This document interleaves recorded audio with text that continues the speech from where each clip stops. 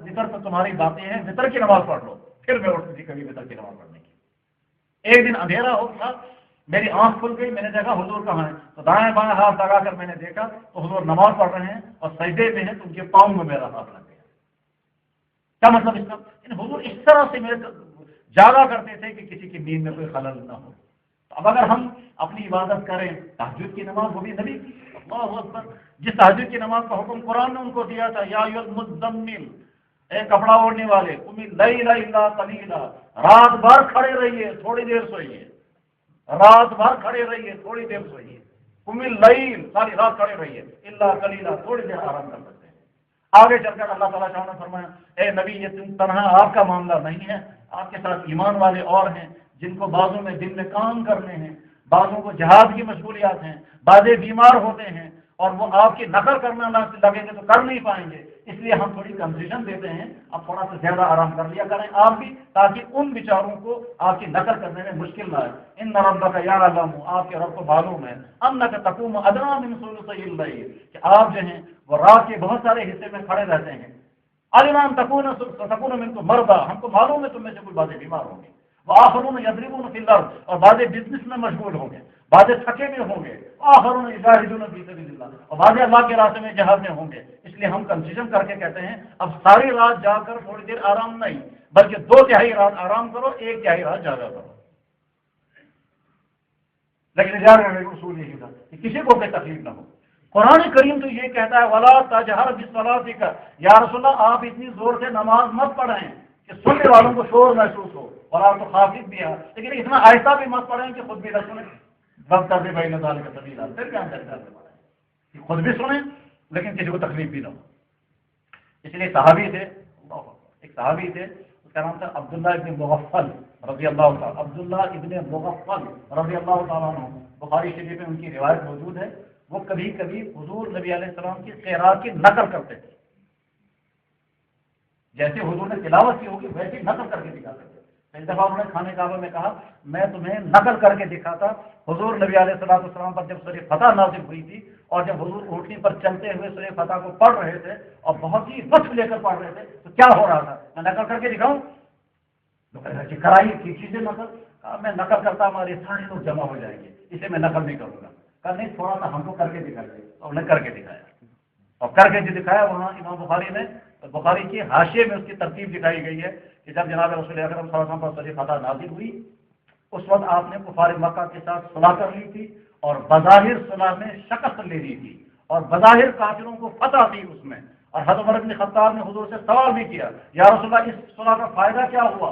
حضور نے کوئی جواب نہیں دیا، انہوں نے دوبارہ سوال کیا، حضور نے کوئی جواب نہیں دیا، تیسری مرتبہ سوال کیا، آپ علیہ السلام نے کوئی جواب نہیں دیا کہ یا رسول اللہ مجھے بتائیے یہ صلح آپ نے کیوں کی، اس صلح کرنے کا فائدہ کیا ہوا؟ تو حضور نے کوئی جواب نہیں دیا۔ 3 مرتبہ حضرت عمر بن خطاب رضی اللہ عنہ کہتے ہیں میں نے سوچا شاید میں بے مجھے نہیں چاہیے تھا 3 مرتبہ سوال کرنا، 1 مرتبہ سوال کیا تھا، حضور نے جواب نہیں دیا، مجھے خاموش رہنا چاہیے تھا، لیکن دوبارہ میں نے کیا بے ادبی ہو گئی، تیسری مرتبہ میں نے کیا شاید اور بے ادبی ہو گئی، تو گھبرا گئے تو کہنے لگا مجھے بھاگنا چاہیے، ایسا نہ ہو میرے بارے میں کوئی سزا کا اعلان ہو جائے، لیکن بھاگیں گے کہاں؟ مکہ مکرمہ حدیبیہ سے قافلہ واپس مدینے جا رہا تھا، اس لیے حضرت عمر بن خطاب نے سوچا میں فی الحال اپنی سواری کو دوڑاتا ہوں آگے، وہ آگے نکل گئی، پیچھے سے آیت نازل، اس وقت آیتیں فوراً نازل ہو جاتی تھی، اور اگر کسی نے کوئی گستاخی کی ہوتی تھی تو کبھی کبھی ایکشن بھی اللہ تعالیٰ شامل لیتے تھے، آیت نازل ہو گئی انا فتحنا لک فتحا مبینا، یہ جو صلح ہوئی ہے اس میں آپ کو فتح مل گئی۔ آپ علیہ السلام نے فرمایا کہ عمر بن خطاب کہاں ہیں؟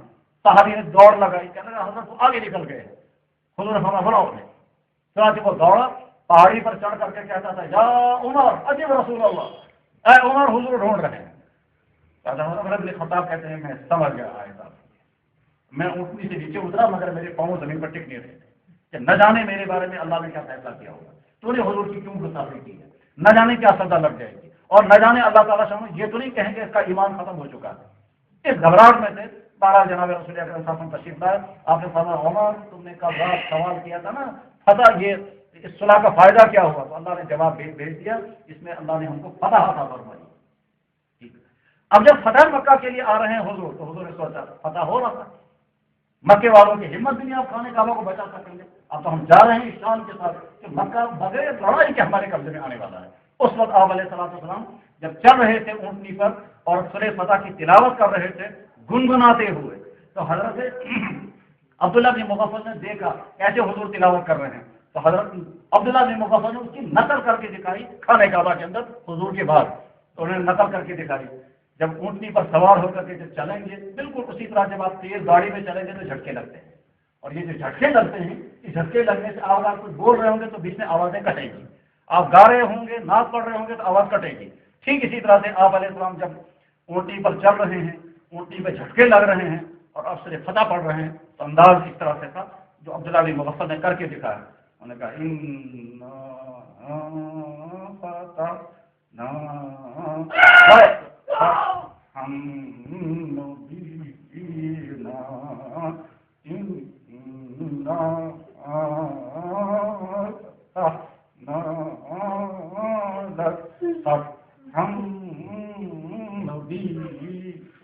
یہ انداز اس کو کہتے ہیں کانا یرجع رسول اللہ کہ حضرت نبی علیہ السلام نے ترجیح کی، جو اللہ کے نبی اس طرح سے تلاوت کرتا ہے وہ اللہ کے نبی رات میں اپنے ازواج مطہرات کو کی نیند کو خلل نہیں ہونے دیتا۔ اب اگر ہم اپنے جذبوں سے اپنی عبادت سے اپنے کلمات سے اپنی دعاؤں سے اپنی تلاوت سے یا اپنی آواز سے کسی کو تکلیف پہنچائیں تو یہ ظلم میں داخل ہے، اس سے بچنا ضروری ہے۔ ظلم کی دوسری قسم جو ہمارے گھروں میں ہوا کرتی ہے وہ کیا؟ والدین کی طرف سے اولادوں پر ظلم۔ اولاد جوان ہے، لڑکا بھی بالغ لڑکی بھی بالغ اور نکاح کی بھی انتہا زیادہ ضرورت ہے، لیکن والدین جھوٹی رسموں میں پھنسے ہوئے ہونے کی وجہ سے ان کی شادی کرنے کو تیار ہے۔ چنانچہ ابھی تقریباً 15 دن پہلے ایک لڑکے نے فون پر بتایا، کہنے لگا جی ہماری بہن ہے 42 سال اس کی عمر ہے، کہتا ہے مجھے یاد ہے تقریباً 20 سال ہو گئے رشتے آتے ہوئے، ہمارا بات ماننے کو تیار نہیں۔ کیوں نہیں مانتا ہے؟ کسی کو کہتا ہے یہ ہمارے اسٹیٹس کا نہیں ہے، کسی کو کہتا ہے یہ اس کے پیسہ ہمارے برابر نہیں ہے، کسی کو کہتا ہے اس کی ڈگری ہمارے برابر نہیں ہے، کسی کو کہتا ہے یہ ہمارے خاندان کے برابر نہیں ہے۔ کہتا میری بہن نے اپنی سہیلی سے کہا اگر میں کہیں تو وارث سے دی ہے غریب مسوت مدن کی، ہماری بہن کو یعنی موچی بجانے کو تیار ہے، مگر باپ کہتا ہے نہیں 42 سال عمر ہو گئی اب یہ بہن، اب اگر ہماری بہن سے کوئی غلطی ہوئی ہوگی تو مجھے یہ بتائیں ہمارے والد کو اس کی سزا لگے گی۔ ابھی پچھلے ہفتے میں ایک لڑکے نے فون کیا، کہنے لگا جی میری عمر میں تقریباً 14 یا 15 سال پہلے بالغ ہوا ہوں، اس کے بعد اب یہ ہے کہ 25-30 سال اس کی عمر ہونے والی ہوگی، کہ اس 25 سال کی عمر میں میرے والدین میری شادی کرنے کو تیار نہیں، رشتے آئے بھی مناسب بھی ہیں، میں اپنے پاؤں پر کھڑا بھی ہوں، اس کے بعد میرے والدین کہتے ہیں وہیں کیا جاؤ گی میں کیا دیر ہوگا کیا تھا؟ کہتا ہے ہمیں کوئی مجبوری نہیں ہے۔ میں نے کہا آپ کے والد کیا کرتے ہیں؟ کہنے لگا جی بہت بڑے افسر ہیں وہ۔ میرے بھائیوں والدین یہ سوچیں جب والدین میاں بیوی اپنے کمرے میں آرام کی زندگی خوشحالی کی زندگی گزار رہے ہیں یا اپنی نوجوان بچوں کو تڑپنے کے لیے کیوں اپنے کمروں میں رکھتے ہیں؟ جتنا جلد ہو سکے ان کے رشتے کرنا چاہیے، اور لٹکا کر کے رکھنا دیر کر کے رکھنا بچوں پر ظلم ہے، اور یہ والدین کے ذریعے سے وہ کہہ نہیں پاتے ہیں لیکن ان کی جوانی پر رحم کر کے تھے، ان کی جوانی کے حال آپ کو دیکھ کر کے اور باہر کے برے ماحول میں ان لڑکوں کے بگاڑ کو دیکھ کر کے ان پر رحم کرنا چاہیے اور نہیں لڑکا کرنا چاہیے۔ فرمایا جناب رسول اکرم صلی اللہ علیہ وسلم نے، حدیث میں موجود ہے، اگر لڑکے کا نکاح نہیں کیا جا رہا ہے، والدین نے رکاوٹ ڈالی اور اس سے گناہ ہوا تو پہلا گناہ ان کے والدین کے ساتھ۔ ایسا نہ ہمارا بچہ گناہ کر رہا ہو، کسی بھی قسم کا گناہ، چاہے وہ ہاتھ سے گناہ کر رہا ہو جس پر حضور کی لعنت آئی ہے، چاہے وہ غلط تعلقات جوڑ رہا ہو جس کے نتائج ہمارے سامنے ہیں، پہلا گناہ اس کے والدین کے ساتھ۔ اس ظلم سے بھی بچنا ضروری ہے کہ والدین میٹھا ظلم اپنے اولاد پر کرتے ہیں، میاں بیوی ایک دوسرے پر ظلم کرتے ہیں، شوہر کا حق بیوی پر ہے کہ بیوی شوہر کی اجازت کے بغیر گھر سے باہر بھی نہیں نکلے گی، یہ شوہر کا حق ہے۔ اب بیوی اگر کہتی ہے تو گھمانے میں کہیں، ابھی تھوڑی دیر پہلے جب ہم یہاں آ رہے تھے ایک شخص فون کر کے کہتا ہے جی میری بیوی رہتی ہے فلاں جگہ، میں سری نگر میں کچھ ملازم ہوں، میں نے بیوی سے کہا تھا گھر سے باہر نہیں نکلنا میری اجازت کے بغیر، کہتا ہے شام کو اس نے فون کیا بہت دبا نکل، میں نے اس سے پوچھا میری اجازت کے بغیر کیوں، اور اس نے وہاں سے کہا تو کچھ سیکٹر میں کہیں بنے، کہتا میں نے یہاں سے اسے کہا تیرے کو کرا، اس نے کہا سیکٹر میں کہیں کرے میں کوئی بھی آپ کرا سیکٹر میں کہیں میں مسئلہ کوئی بھی آپ کرا پھر میں لڑنے کے لیے گھر وہاں پہنچا اور جا کر کہا میری اجازت کے بغیر تم کیوں نکلے؟ تم کہتا تجھے میں بڑھ پڑ رہا تھا. اس نے کہا دنیا میں جتنی طلاقیں ہیں وہ سب میں نے دیکھی. آپ کیا پوچھنا ہے؟ کہنے لگے اوارڈ ڈھونڈ رہے ہیں. میرے بھائیوں اور عورتوں کو چاہیے کہ اپنے شوہروں کے حقوق کو پہچانیں. اگر میرا شوہر یہ کہتا ہے گھر سے باہر نکلنے کی اجازت ہے تو مجھے نہیں نکلنا، یہ شوہر کا حق ہے. جس آدمی سے شوہر کہے گا اس سے تمہیں بات نہیں کرنی ہے وہ آدمی زیادہ قیمتی نہیں، عورتوں کے لیے اس کا شوہر زیادہ قیمتی. اور شوہروں کی طرف سے جو بیویوں پر ظلم ہوتے ہیں، کہتے ہیں صاحب تمہیں میری خدمت کرنی ہے، تمہیں میرے ماں باپ کی بھی خدمت کرنی ہے. میں قیمت نہیں تمہاری بات کرتا. عورت کو چاہیے کہ اپنے شوہر کے والدین کی خدمت کرے، لیکن شوہر کو حق نہیں ہے جبرن کرائے. وہ جو اپنی محبت سے خدمت کرے گی وہی اصل میں خدمت ہے. اور اگر شوہر جبرن کرا رہا کہنے کہ جناب مجھے اپنے والدین کی خدمت کرنی، یہ کیوں نہیں کرے گی؟ بھائی آپ کی ذمہ داری آپ اپنے والدین کی خدمت کرو اور بیوی کو ترغیب دو، آپ میرے والدین کو آرام پہنچائیں گے بہت اچھا ہے. لیکن بیوی پر جبر کر کے کہنا، نافذ کر کے کہنا تو ظلم بن جائے گا. میں چاہتا ہوں اپنی بیوی میری والدین کی خدمت کریں، لیکن بیوی کہتے ہیں میں کرنے کو تیار نہیں، آپ کہتے ہیں میں مانوں گا نہیں تب تک جب تک تم میری والدین کی خدمت کرو. وہ خدمت نہیں ہوگی، وہ تکلیف پہنچانا ہوگا. وہ کام کرتی رہے گی لیکن ذہنی ٹارچر کے ساتھ کرتی رہے گی. تو شوہر اپنی اسی طرح سے یہاں کے بہت بے شمار شوہروں کا معاملہ یہ ہے کیا وہ اپنی بیویوں کے زیورات لے جائیں گے، ان کا مہر ہڑپ کریں گے، وہ زیورات بیچ کر کھا جائیں گے اور بیچ کر کھا جائیں گے. پھر کہیں گے جناب کیوں ایسی ہو ایسی پڑھنی چاہیے. یا تو دینا نہیں چاہیے اور اگر دیا گیا ہے تو واپس نہیں لینا. یہ اس کی چیز بن گئی ہے. گفٹ کے بارے میں اصول یہ ہے. جناب رسول اکرم صلی اللہ علیہ وسلم نے ارشاد فرمایا، کیا فرمایا؟ العائد فی الہبۃ کالقیء یعود کلبہ. کسی کو گفٹ دینے کے بعد پھر یہ کہنا ہماری چیز واپس کر دو، یہ ایسا ہی ہے جیسے کتا قے کر دے پھر واپس آ گئے. حضرت عبداللہ بن عباس رضی اللہ تعالیٰ عنہ عظیم شان صحابی تھے اور نوجوان تھے. کہتا ہے حضور جب حج کر رہے تھے، حجۃ الوداع، جس کے 3 مہینے کے بعد حضور دنیا سے رخصت ہو گئے، 3 مہینے کے بعد ہی اس وقت عبداللہ بن عباس کہتے ہیں میں بالغ ہونے کے قریب تھا. کنت ناحلت الحلم، میں بالغ ہونے کے قریب تھا. اندازہ کیا جا سکتا ہے کتنا چھوٹا لڑکا ہے. اور شوق کیا تھا؟ اللہ، شوق یہ تھا کہ میں حضور کی پرائیویٹ زندگی کو دیکھنا چاہتا ہوں کہ کیسے زندگی گزارتے ہیں.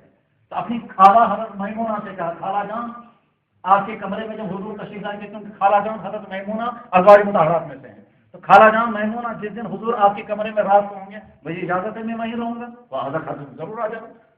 میں اس میں شترا اس لیے رات کو خالہ جان کے پاس بیٹھتا تھا اور وہ تو اصل یہ دیکھنا چاہتا تھا حضور لیٹیں گے کیسے، سوئیں گے کیسے، بولیں گے کیا، پڑھیں گے کیا، یہ میں دیکھنا چاہتا تھا. حضور فرماتے تھے نکس روی سے نکس، یہ نکس جو میں ترجمہ کر رہا ہوں یہ لفظ موجود ہے غلیم. غلیم میں نے چھوٹا لڑکا، چھوٹے لڑکے ترجمہ کس میں بھی نک. چنانچہ آپ علیہ السلام نے بستر ڈالا، شال جن سووں کی بچ، خود نبی علیہ السلام نے نیچے کو آرام کیا. اچھا تھوڑی دیر کے بعد جب آپ علیہ السلام نے آرام کرنے کا ارادہ کیا تو رکھنا تھا شاید نیندر پہ نام الغلیم، چھوٹا سو چکا ہے. حضرت عبداللہ ابن عباس کہتے ہیں میں کہاں سویا تھا، میں چپکے چپکے دیکھ رہا تھا نا کیا کر رہے ہیں اس کو، کیونکہ مجھے دیکھنا تھا تو میں جانا ہوا تھا. چنانچہ حضور ایسے لیٹے، پھر آپ نے یہ آیتیں پڑھی، پھر اس طرح سے آپ نے آرام فرمایا. میری خالہ جان فلاں جگہ پر لیٹی. اس کے بعد پھر میں تو مجھے جاگنا تھا نا، میں دیکھوں گا کتنی دیر میں حضور کروٹ بدلیں گے. تو میں ساری رات جاگا رہا، میں آنکھیں بند کر کے پھر دیکھتا تھا چپکے سے اٹھ کر. پھر تہجد کے قریب کا وقت ہے تو حضور اٹھے، پہلے دائیں اور بائیں دیکھا، پھر آسمان کی طرف دیکھا، پھر سورہ آل عمران کی آخری 10 آیتیں پڑھی. پھر حضور جب 10 آیتیں پڑھ رہے تھے میں کھٹ سے اٹھا اور جلدی سے جا کر کے میرے بیت الخلا میں پانی پہنچا کر رکھا. حضور جب گئے تو دیکھا پانی پہلے کسی نے پہنچایا. حضور بھائی کہ کون لایا؟ کہ جناب میں. تو حضور مجھے گلے لگایا اور گلے لگانے کے بعد فرمایا یا اللہ اس کو قرآن کا فہم ادا کر دیجیے. تمام صحابہ میں سب سے زیادہ قرآن کا فہم عبداللہ کے پاس، حالانکہ چھوٹا لڑکا. اور جب حضور دنیا سے رخصت ہو گئے یا تو ابھی بالغ ہوئے ہی نہیں تھے، اور اگر ہو گئے تھے تو 1-2 مہینے کل ہوئے تھے بالغ ہوئے. یہ ایک جوان وہ بھی تھا اور ایک ہم بھی جوان. عبداللہ نے عباس رضی اللہ عنہ وہ کہتا تھا بت عند خالتی میمونہ، میں نے رات گزاری اپنی خالہ میمونہ کے گھر. تمام نبی صلی اللہ علیہ وسلم وقت تو مجھے تکیے کے سائڈ میں سنایا. حضور اس طرح سے رات بھر جاگتے. میں نقطہ یہ سمجھانا چاہتا تھا کہ اولاد پر والدین کی طرف سے جو ظلم ہوتا ہے اس ظلم سے اپنے آپ کو بچائیں. ان اولادوں کو جب یہ جوانی کی زندگی میں ہوں جتنا جلد ہو سکے ان کے رشتے کر دینے چاہیے. ایک اور ساتھ میں شوہر اپنی بیویوں پر ظلم نہ کریں اور بیویاں اپنے شوہروں پر ظلم نہ کریں. شوہروں نے اپنی بیویوں کو جو کچھ دیا یہ جو واپس لے لیتے ہیں اور واپس لینے کے بعد پھر کھا گئے سب. عبداللہ کے بعد رضی اللہ عنہ کہا کرتے تھے